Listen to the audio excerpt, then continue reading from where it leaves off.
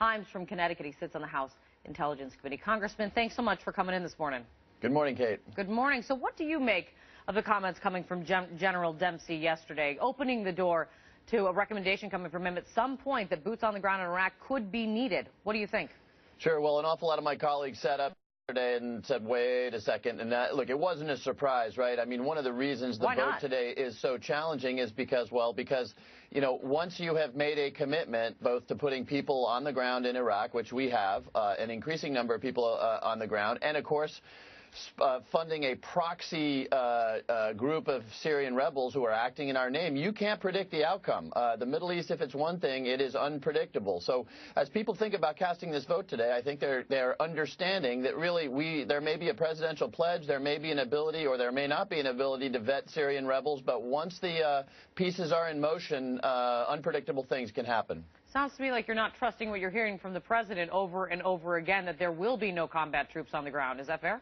Well, you know, first of all, as the senator pointed out, there already are troops on the ground. You know, anybody who's cognizant of history, who looks at the history of Vietnam or any number of other conflicts, you know, things are unpredictable. Look, if a couple of airmen are downed over Iraq and find themselves in the hands of ISIS, guess what? There are going to be an awful lot more American combat troops there to find them and to rescue them.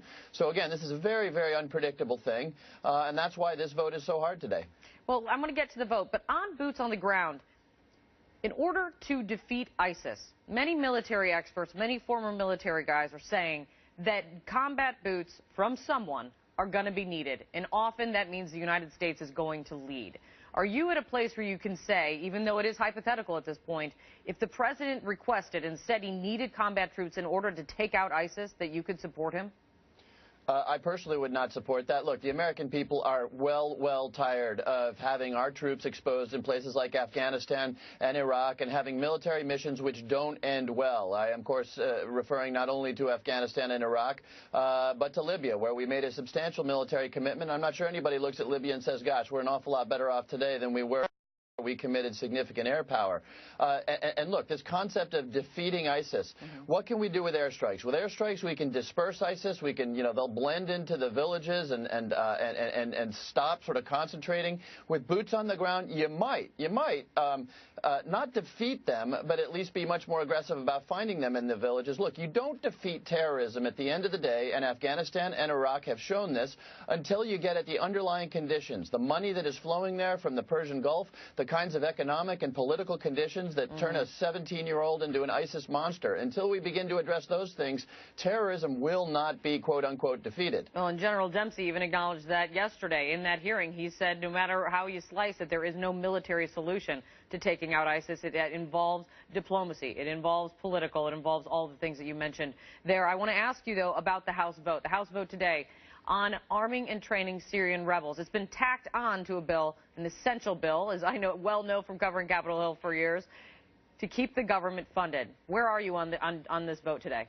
Well, at this point, I still have an awful lot of unanswered questions about exactly what arming the Syrian rebels does or means. You know, we're being asked to fund essentially a proxy army here that would be doing two things at once: fighting Assad, which of course is what these moderate rebels, we call them the opposition. That's opposition to Assad.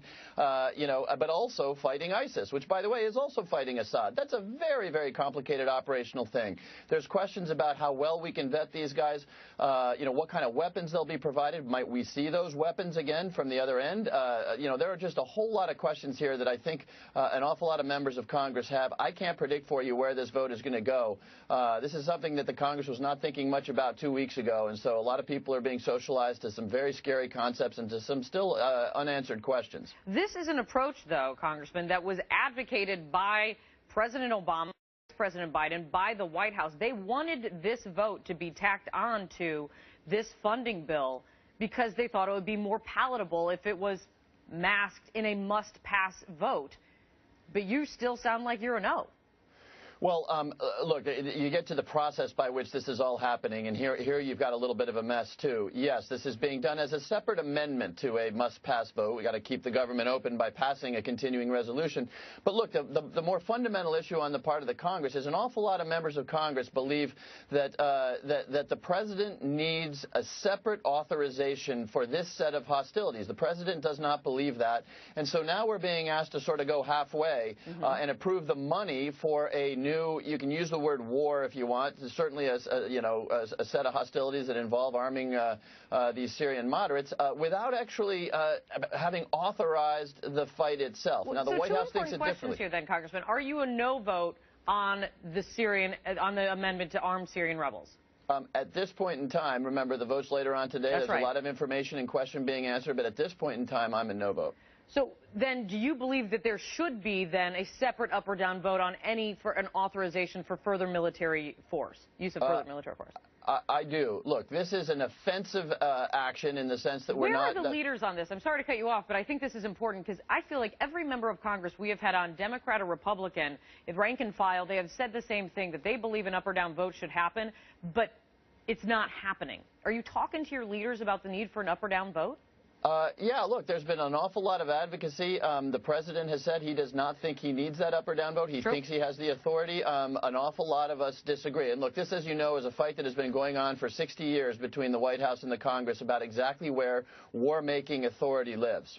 Well, and this is also a fight when you look overseas. Even General Martin Dempsey said is a generation problem, is going to go far beyond the 3 years that have been forecast in the fight against ISIS going forward. Congressman Jim Hines, thanks so much for coming on this morning. It's great to see you.